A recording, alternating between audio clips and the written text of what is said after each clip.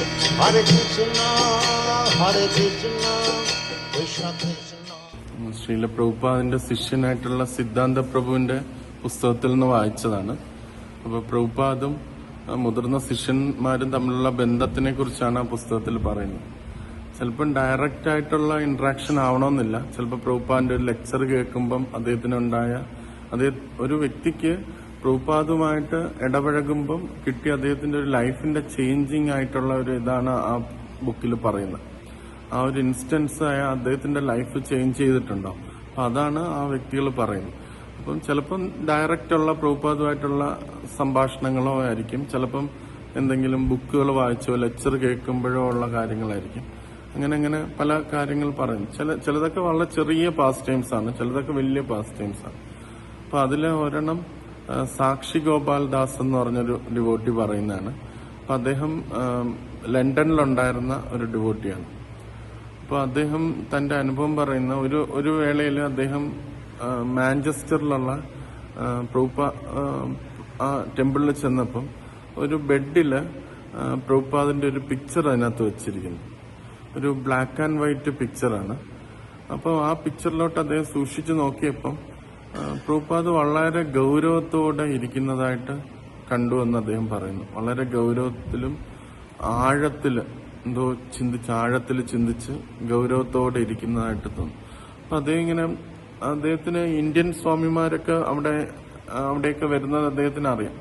അപ്പൊ പല സ്വാമിമാരും പല ഗുരുക്കന്മാരും ഒരുപാട് ഇപ്പം മായാവാദികളായിട്ടുള്ളവർ ഭയങ്കര ചിരിച്ച് അങ്ങനെ ഭയങ്കര ആ ഒരു രീതിയിലാണ് അവരൊക്കെ ഇടപഴകുന്നത്. പക്ഷെ പ്രഭുപാദിനെ നോക്കുമ്പോൾ വളരെ സീരിയസ് ആയിട്ട് ഗൗരവത്തിലൂടെ ഇരിക്കുന്നതായിട്ട് അദ്ദേഹത്തിന് തോന്നിയെന്ന് അദ്ദേഹം പറയുന്നു. പിന്നെ അതിങ്ങനെ കുറച്ചിങ്ങനെ ആലോചിച്ചപ്പം പെട്ടെന്ന് അദ്ദേഹത്തിന് ഒരു സ്ട്രൈക്കിംഗ് ആയിട്ട് അദ്ദേഹത്തിന് ഒരു സാക്ഷാത്കാരം കിട്ടി. Life it self is serious എന്ന് അദ്ദേഹം പറഞ്ഞു. ജീവിതം എന്ന് പറഞ്ഞാൽ തന്നെ ഒരു സീരിയസ് ആയുള്ള കാര്യമാണ് എന്ന് അദ്ദേഹം മനസ്സിലാക്കി. അദ്ദേഹത്തിന്റെ സാക്ഷാത്കാരം പറയാണ്, നമുക്ക് ഏത് നിമിഷം വേണമെങ്കിലും ഈ ഒരു ലൈഫ് വിട്ടു പോകാം, ശരീരം വിട്ടു. നമ്മളിപ്പം എല്ലാം നമുക്ക് പരിചിതമായിട്ടുള്ള സാധനങ്ങളുമായിട്ട് ഇരിക്കുന്നതുകൊണ്ട് നമ്മൾ അതിനെക്കുറിച്ച് ചിന്തിക്കുന്നില്ലെന്നേ ഉള്ളൂ. പെട്ടെന്ന് അപരിചിതമായൊരു സ്ഥലത്തേക്ക് നമ്മൾ മാറ്റപ്പെടാം. അപ്പം അതും ഇനിയും തിരിച്ച് ഒരു മനുഷ്യ ശരീരം ചിലപ്പം ചില വ്യക്തികൾക്ക് താമസിച്ചൊക്കെ വരത്തുള്ളൂ. അപ്പം വളരെ റെയർ ആയിട്ടുള്ള ഒരു മനുഷ്യ ശരീരമാണ്. അപ്പൊ അത് ഏത് നിമിഷം വേണമെങ്കിലും നമുക്ക് നഷ്ടപ്പെടുകയും ചെയ്യും. അപ്പൊ അതുകൊണ്ട് ലൈഫ് ഒരു സീരിയസ് ആയിട്ടുള്ള ഒരു ബിസിനസ് ആയിട്ട് അദ്ദേഹം പറയുന്നു. അപ്പൊ ആ ഒരു മനോഭാവം പ്രഭുപാദ് വളരെ പുഞ്ചിരിക്കുന്നു ഇതെല്ലാം ഉണ്ടെങ്കിലും ആ ഒരു ബേസിക് മൂഡ് എന്ന് പറഞ്ഞാൽ ഒരു സീരിയസ് ആൻഡ് ഗ്രേവ് ആയിട്ടുള്ള ഒരു പേഴ്സണാലിറ്റിയാണ് എന്ന് അങ്ങനെ അദ്ദേഹം ആ മാനിഫെസ്റ്റ് ചെയ്യുന്നതുകൊണ്ടാണ് യഥാർത്ഥത്തിൽ അദ്ദേഹം നമ്മളോടുള്ള കമ്പാഷനാണ് കാണിക്കുന്നതെന്നാണ് സാക്ഷി ഗോപാൽ പ്രഭു പറഞ്ഞത്. ഇപ്പൊ എല്ലാം ഈസിയാണ്, എല്ലാം തമാശയാണ് എന്ന് വിചാരിച്ചാൽ നമ്മളാരും ഈ ഈശ്വരാബോധം സീരിയസ് ആയിട്ട് എടുക്കത്തില്ല.